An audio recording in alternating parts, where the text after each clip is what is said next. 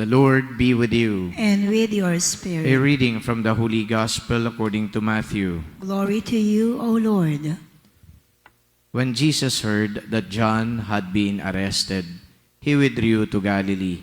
He left Nazareth and went to live in Capernaum by the sea, in the region of Zebulun and Naphtali, that what had been said through Isaiah the prophet might be fulfilled. Land of Zebulun and land of Naphtali, the way to the sea, beyond the Jordan, Galilee of the Gentiles. The people who sit in darkness have seen a great light. On those dwelling in a land overshadowed by death, light has arisen.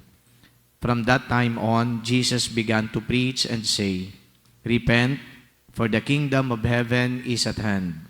He went around all of Galilee, teaching in their synagogues, proclaiming the gospel of the kingdom, and curing every disease and illness among the people.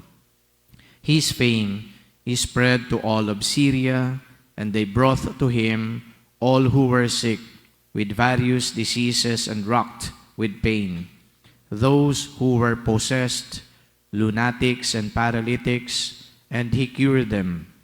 And great crowds from Galilee, the Decapolis, Jerusalem, and Judea, and from beyond the Jordan followed him. The Gospel of the Lord. Praise to you, Lord Jesus Christ. In the first reading, John warned the people to be wary and cautious of false prophets, because these are the ones who have the ability to deceive people. They speak not of truth, but they speak of falsehoods. They manipulate people.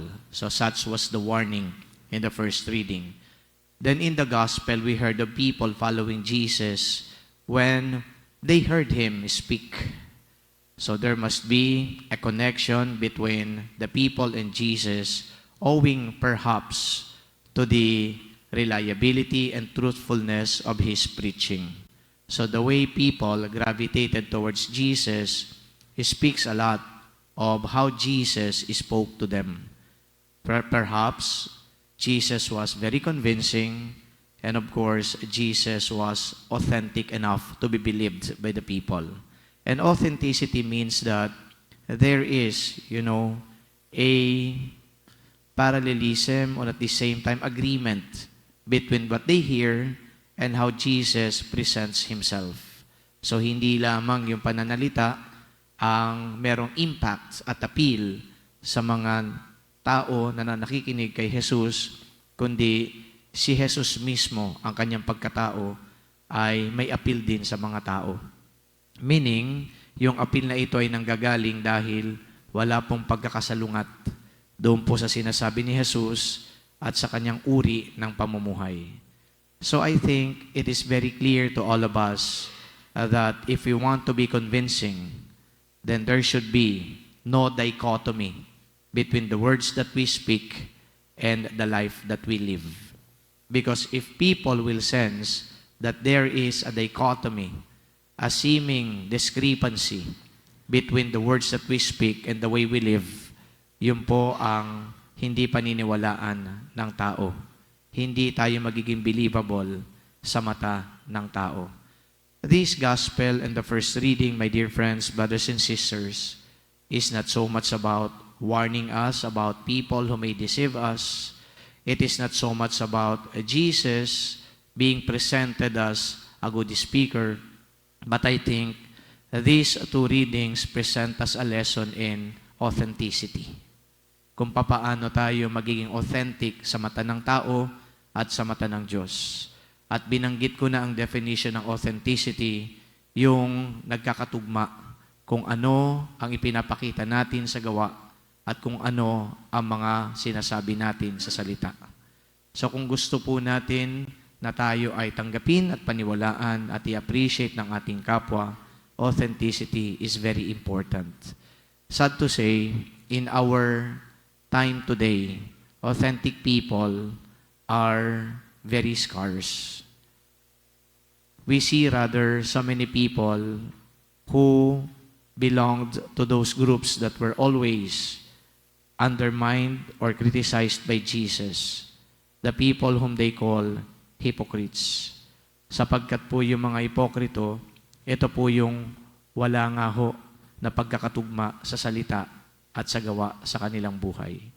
The scribes, the Pharisees, the Sadducees were always the object of Christ's criticisms because they lacked authenticity. As we usher in the new year, this is perhaps one of the graces that we need to ask from the Lord to make us authentic, not being afraid of our weakness and imperfections, but being sorry for them and asking the Lord to correct us, not also being ashamed of our sinfulness, but again, stripping ourselves of all powers and maybe of all yung ating mga lies, yung ating mga layers na nagkukubli para ipakita na di umano tayo ay matino o mabuting tao, kundi tayo nagpapakumbaba, humihiling sa Diyos ng pagpapatawad. Itong mga ganitong steps, ito ay pagpapakita na tayo ay authentic sa mata ng ating Panginoon. As we continue to celebrate this Eucharist, let us thank the Lord for giving us this very concrete challenge. Because as I told you nowadays, we need more authentic people than people who pretend to be who they are not. As the Gospels relate to us, as my last point, we need to always make ourselves not appealable in the eyes of God, but always truthful in the eyes of God. Amen.